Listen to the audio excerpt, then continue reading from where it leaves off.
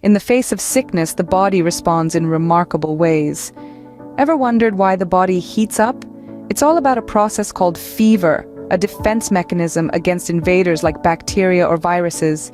Fever springs into action with the release of chemicals known as pyrogens.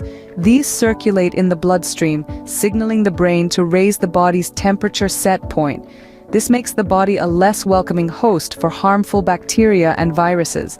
Meet the heroes of this defense mechanism, the white blood cells, specifically the T cells and B cells of our immune system. They identify and wipe out pathogens that invade the body.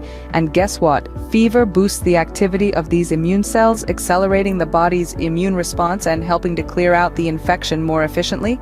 So, that surge in body temperature during sickness? It's your body's innate defense mechanism working to combat infections and hasten recovery.